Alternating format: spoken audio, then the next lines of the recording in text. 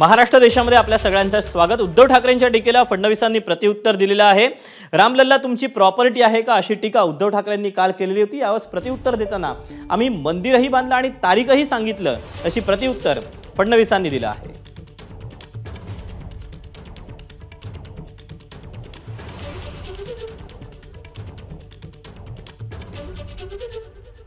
केंद्र के गृह मंत्री जी ने कहा कि हम अगर आप हमें वोट करेंगे तो हम आपको रामलल्ला का जो दर्शन है वो फ्री में करवा देंगे। क्या रामलल्ला आपकी प्रॉपर्टी है? हाँ, रामलल्ला आपकी प्रॉपर्टी है?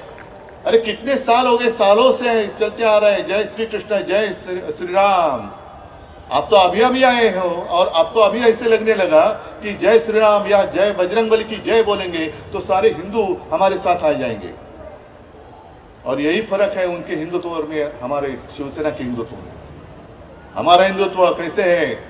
हृदय में राम और हाथ को काम देने वाला हमारा हिंदुत्व है।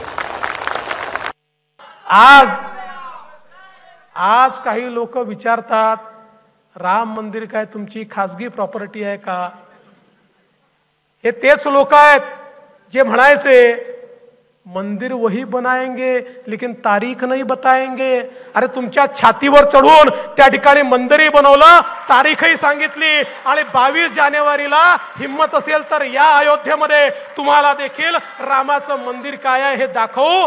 अटलजींनी पाहिलेलं स्वप्न होतं, मोदीजींनी पूर्ण करून त्या ठिकाणी दाखवलं आणि रामाचं मंदिर त्या ठिकाणी तयार होत आहे। एबीपी माझा, उघडा डोळे बघा नीट।